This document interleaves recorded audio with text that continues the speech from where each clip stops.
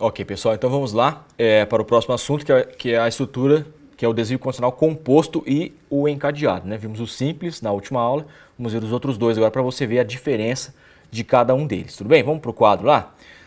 Ó, no próprio slide você já vai ver a diferença comigo ali, ó. Então no simples, o que eu tinha? Eu tinha uma decisão, melhor dizendo, eu tinha uma condição, né, que era aqui a média maior ou igual a 70. E eu tinha uma instrução vinculada a essa condição, que é essa primeira linha aqui, ó. Depois não tínhamos mais nada. Tínhamos o fim do programa que eu coloquei depois lá. Agora apareceu um comando diferente, o else. Olha só, o else. Ele é vinculado, ele pode ser vinculado ao if. Então assim, ó, o que quer dizer else? Se não. Tá? Quando ele vai executar o comando que está aqui dentro do else, que é esse aqui, ó, aprovado no caso aqui, né? No caso aqui saiu errado, né? Seria aprovado e embaixo seria reprovado, né? Essa palavra aqui seria reprovado. Então, quando que ele vai executar essa linha aqui, ó, que eu sinalizei por último, no caso que está ligado ao else, quando a condição que está aqui em cima no if não for verdadeira, quando ela for falsa, evidentemente, tá? Então, quando a condição for falsa, ele vai executar o que está aqui embaixo no else. Ficou entendido, pessoal? Acho que é tranquilo, né? Vamos lá, então, pro Note, que eu vou demonstrar um exemplo aí com o composto, que é esse aqui que nós vimos. Depois tem mais um exemplo com o encadeado. Aqui fica muito fácil, olha só, já está feito, né? O exercício nosso já está feito. Por isso que eu falo assim, ó, a gente vai brincando de transformar. Então, aqui está a condição, está o desvio condicional simples, ou seja, execute um comando quando a condição é satisfeita. Se não for, não faça nada. Agora eu quero que faça também quando a condição não for satisfeita, quando ela for falsa. Olha só, média maior ou igual a 70. E quando a média não for maior nem igual a 70? Ela vai ser de 0 a 69,99, não é isso? Então vai ser falsa. Então eu vou colocar o else aqui, ó, se não. Tudo bem? Não é assim que você faz, ó. Ó, você vira pro teu filho e fala assim, ó, se você passar de ano, eu vou te dar um carro. Você só falou isso, quer dizer, isso aí é uma coisa lógica. Se ele não passar, você não vai dar um carro para ele. Agora você quer falar isso, então, ó, se você passar de ano, eu vou te dar um carro. Se você não passar, eu vou te dar uma viagem, né, daqui para a próxima cidade mais perto, que é um prêmio menor, né? Então aí você vai colocar o else. É um bloco ou um comando que você vai colocar aqui que será executado quando a condição não for satisfeita. Ou seja, né, teu filho, no caso, ele não passou de ano, tá? Então você vai colocar aqui um else para ele. Olha só. A média foi D e vai colocar a média aqui. Só que para ficar mais legal, nós vamos colocar assim, ó, a média e vamos concatenar aqui com uma outra informação textual dizendo que o cara foi aprovado em cima. E aqui embaixo? Concatenei, que é o mais, vou colocar reprovado. Professor, mas ele vai reprovar direto, ele não vai para exame? Não, o exame nós vamos tratar quando a gente for fazer o encadeado. Por enquanto agora é o composto, tudo bem? Então estamos vendo o composto, que é o comando else aqui dentro do if. Então, mais uma coisa que é importante você saber é que o else ele não existe sem o if, tá? Você pode colocar um if sem o else, mas o else sempre vai ser de um if, tudo bem? Vamos testar esse cara aqui então para ver o resultado. Olha só, bimestre 1, o cara tirou 55, bimestre 2, o cara tirou 20. O que vai acontecer com ele?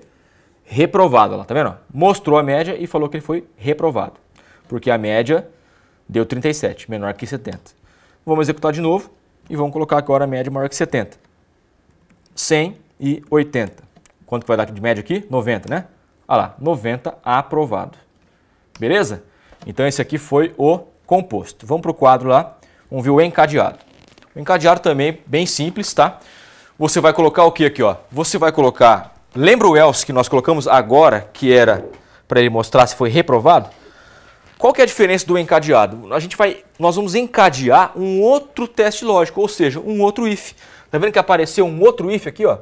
Esse if, junto com esse outro else aqui, ele está dentro de quem? Dentro, olha só, todo esse bloco aqui, ele está dentro desse else, ó, tá vendo?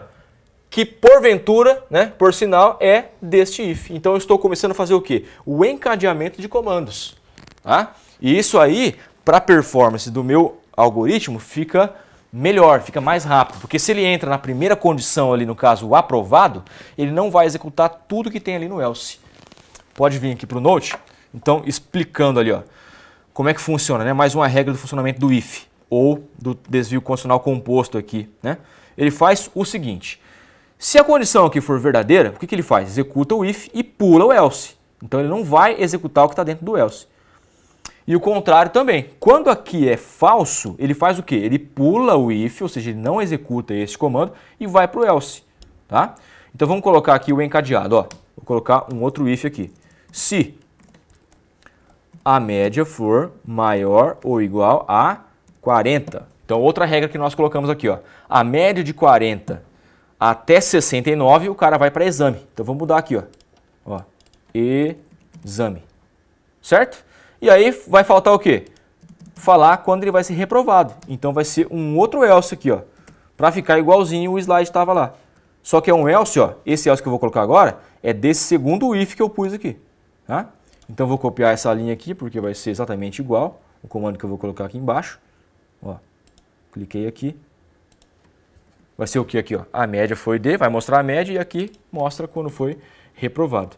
E agora eu preciso testar esse código com 3 possibilidades. Uma, ele passando direto, outra, ele ficando para exame, que é a média entre 40 e 69, e a outra, ele reprovando, né? Então tem que testar, eu tenho que fazer com que ele execute as 3 linhas, ou seja, passe por essas 3 condições para validar se o meu algoritmo está 100% correto, se ele atende as 3 possibilidades aqui. Tá pronto, agora vamos testar. Ctrl F5. Vamos lá para a primeira possibilidade, 100 e 100, passou direto, tem que mostrar somente a mensagem que ele foi aprovado, ó, beleza? Tá? Segunda possibilidade, o cara vai ficar de exame, então a nota tem que ser entre 40 e 69, né? Então vou colocar aqui para você, ó, 69, que você vai ver que já não vai passar, ó. Olha lá, média 69, ele ficou para exame, certo? E agora a última possibilidade que é ele reprovando. Chato, né, falar isso aí, mas vamos lá. Vamos ser drástico aqui, ó. O cara tirou 0 e 0. Qual que vai ser a média dele? 0, reprovado. Tá vendo? Então, o meu algoritmo funcionou. Por quê? Porque eu testei as 3 possibilidades. E o que eu falei da questão da performance? A performance, simplesmente, ele vai fazer o seguinte. Ele vai verificar aqui, ó, se, por exemplo, se ele entrar aqui no primeiro caso, a média sendo maior que 70, como é que funciona o if? Se ele for verdadeiro, vai para o if e não faz o else. Mas o que está dentro desse else aqui? Ó? Todo esse bloco de código, então ele vai pular tudo. Então fica muito mais rápido do que você fazer if, 3 ifs. Percebam aqui que eu tenho 3 possibilidades, mas quantos ifs que eu tenho aqui? Somente 2, ó, porque eu vou pela eliminação. Ó.